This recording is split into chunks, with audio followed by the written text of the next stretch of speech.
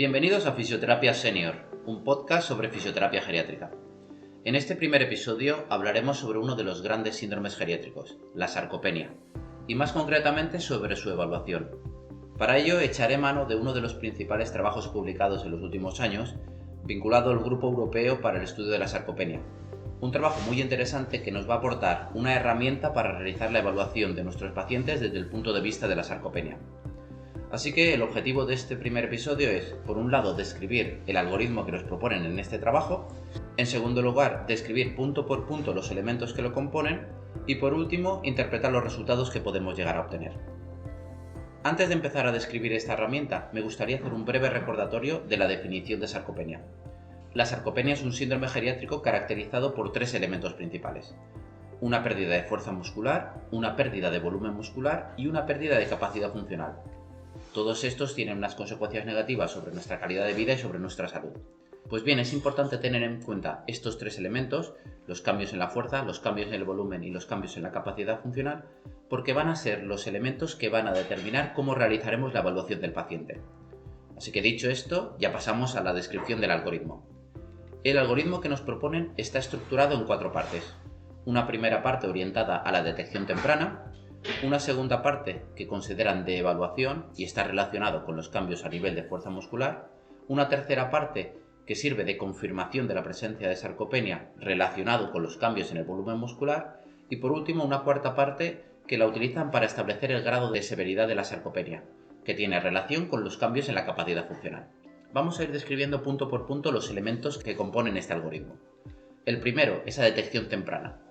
Y para ello utilizan dos instrumentos, el SARC-F y el Easy Screening Tool. El SARC-F es un cuestionario muy sencillo, que apenas necesitamos un par de minutos para pasarlo. Consta de 5 preguntas relacionadas con la fuerza, la capacidad para deambular, la capacidad para levantarse de una silla, la capacidad para subir escaleras y la presencia de caídas durante el último año. Le preguntaremos a nuestro paciente esas 5 preguntas, y él nos responderá en función del grado de dificultad que tiene para realizarlas, o si ha sufrido alguna caída durante el último año. Las respuestas que nos pueden dar nos darán unas puntuaciones entre 0 y 10 puntos. 0 puntos lo asociamos a mínima dificultad, 10 puntos lo asociamos a máxima dificultad. Pues bien, ¿cuándo una puntuación en el SARC-F la podemos relacionar con la presencia de sarcopenia? Cuando tenga una puntuación igual o superior a 4 puntos. Pero aquí tenemos que tener una cosa en cuenta. El hecho de que tenga esta puntuación en el SARC-F no confirma la presencia de sarcopenia. Para ello necesitamos hacer una evaluación de la fuerza y una evaluación de la composición corporal y ver si hay cambios en esa fuerza y en ese volumen muscular.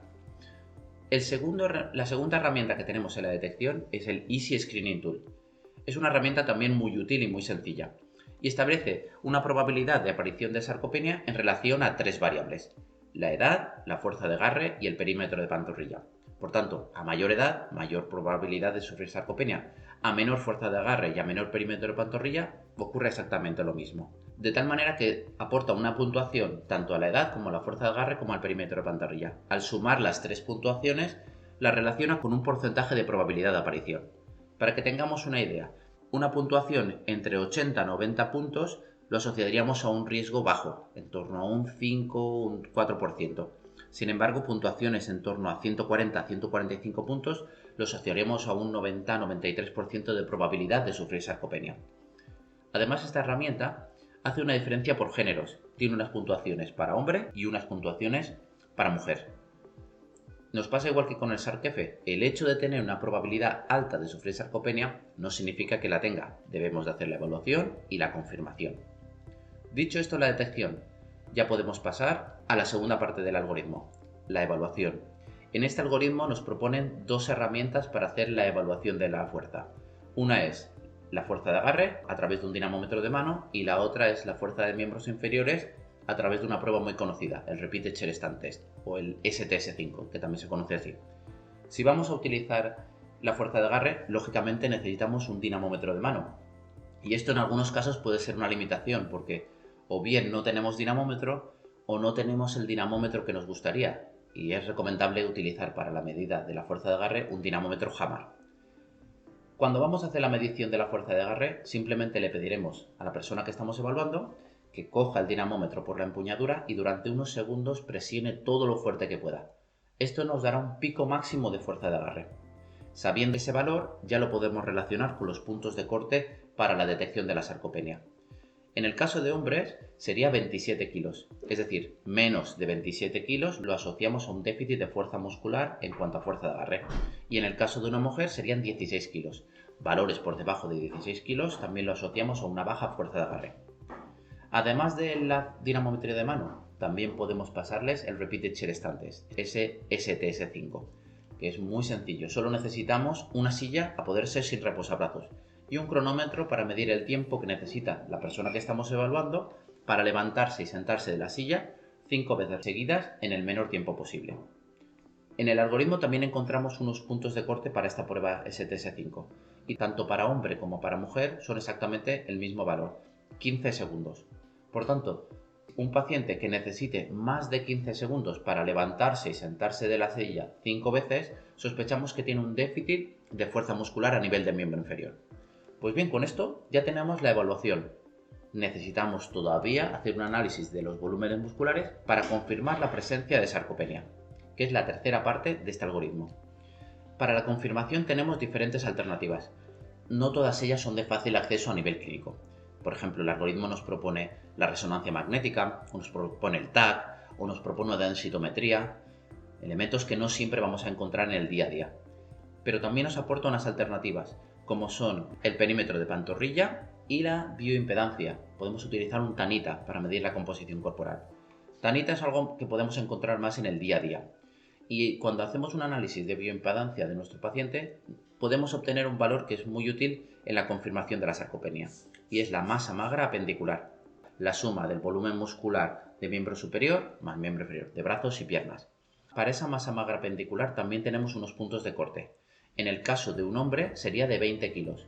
Valores inferiores a 20 kilos lo asociamos a bajo volumen muscular, y en el caso de la mujer sería de 15 kilos. Nos pasa lo mismo, valores por debajo de 15 kilos lo asociamos a bajo volumen muscular. Si no tuviéramos un Tanita, no tenemos bioimpedancia, podemos recurrir a analizar el perímetro de la pantorrilla, que es muy sencillo también. Solo necesitamos una silla en la que se pueda sentar el paciente y una cinta métrica para medir el perímetro. Aquí tenemos un punto de corte muy claro tanto para hombres como para mujeres, que es de 31 centímetros. Valores por debajo de 31 centímetros también lo asociamos a bajo volumen muscular. Y llegamos a un punto importante en este algoritmo, porque si durante la detección hemos detectado una probabilidad de presencia de sarcopenia, durante la evaluación hemos detectado baja fuerza muscular, tanto en la fuerza de agarre como el Repeated Chair Stand Test. Y además en la confirmación con el análisis del volumen muscular también vemos que los valores están por debajo de los puntos de corte, podemos afirmar que la persona a la que estamos evaluando presenta sarcopenia. Pero aún así podemos llegar un paso más allá, con el cuarto punto del algoritmo, que sería establecer el grado de severidad. Y para ello tenemos que mirar los cambios a nivel de la capacidad funcional. Y aquí tenemos muchas alternativas. Podemos utilizar el Time Up and Go Test, podemos utilizar el SPPB, podemos medir la velocidad de la marcha o incluso podemos utilizar el 400 metros marcha. Todas ellas son pruebas muy sencillas. Alguna puede tener la limitación del espacio como el 400 metros marcha, pero tanto Time Up and Go como SPPB como velocidad de la marcha la podemos hacer en espacios más reducidos. Si le pasáramos a nuestro paciente el Time Up and Go, tenemos que saber que el punto de corte es de 20 segundos, tanto para hombre como para mujer. Es decir, si nuestro paciente necesita más de 20 segundos para levantarse de la silla, recorrer los 3 metros hasta llegar al cono, darle la vuelta al cono, volver a la silla y sentarse, hablaríamos de unos bajos niveles de movilidad, y en este caso lo relacionamos con una baja capacidad funcional. Para el SPPB también tenemos un punto de corte que sería 8 puntos, de una máxima de 12 que tiene esta prueba. ¿Qué es lo que tendríamos por debajo de 8 puntos? Pues seguramente al paciente que estamos evaluando le costaría mantener el equilibrio estático, tendría dificultades también para levantarse de la silla o para deambular los 4 o 5 metros que componen la prueba. Para la velocidad de la marcha también tenemos un punto de corte muy claro y muy conocido, 0,8 metros por segundo. Y por último, en el 400 metros marcha, aquellos pacientes que necesiten más de 6 minutos para recorrer esos 400 metros que componen la prueba, también hablaríamos de un déficit de capacidad funcional. Así pues, después de la evaluación, la confirmación, si además vemos que a nivel de capacidad funcional los valores están por debajo de los puntos de corte, hablaríamos de una sarcopenia severa. Y para finalizar el episodio, me gustaría hacer una comparación entre dos grupos de personas, unos que tienen sarcopenia y otros que no tienen sarcopenia. Para ello voy a echar mano de un artículo que se publicó en el año 2017 y que hace precisamente esto. Este artículo nos va a ayudar mucho a entender que la sarcopenia no es solamente cambios a nivel de fuerza, volumen y capacidad funcional, sino que van mucho más allá.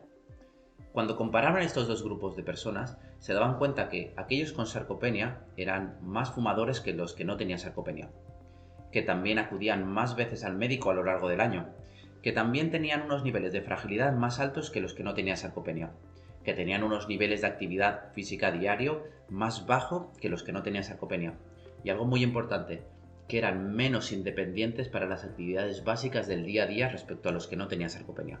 ¿Esto en qué se traduce? Les costaba más andar, les costaba más vestirse, les costaba más asearse, les costaba más, por ejemplo, ir al baño. Con esta comparativa vemos que la sarcopenia llega mucho más allá de esos cambios a nivel de fuerza, volumen y capacidad funcional, y que puede llegar a afectar negativamente sobre nuestros niveles de independencia para las actividades más básicas de nuestro día a día. Con todo esto, a modo de resumen de lo que hemos visto, primero, el algoritmo que nos propone este grupo europeo para el estudio de la sarcopenia es una herramienta muy útil que nos va a ayudar en la detección temprana, para hacer una evaluación, para confirmar la presencia de sarcopenia e incluso para poder establecer el grado de severidad. El algoritmo también nos propone diferentes alternativas para realizar esta evaluación. Si no tenemos, por ejemplo, el dinamómetro de mano, podemos utilizar el perímetro de pantorrilla. Y muchas de estas pruebas se pueden realizar no solo a nivel de clínica, sino también en el domicilio, en el hospital, en una residencia geriátrica. Y por último, vemos que la sarcopenia no solo produce cambios a nivel de fuerza, volumen y capacidad funcional, sino que puede llegar mucho más allá, incluso afectando a nuestras actividades básicas del día a día. Y hasta aquí el primer episodio de Fisioterapia Senior. Recordad que además de seguir el episodio en formato podcast, también podéis hacerlo en el canal YouTube Fisioterapia Senior, donde además encontraréis la presentación en formato PowerPoint. También deciros que en la descripción del episodio encontraréis el listado de referencias bibliográficas que he utilizado. Nos vemos en el próximo episodio. Que tengáis un gran día.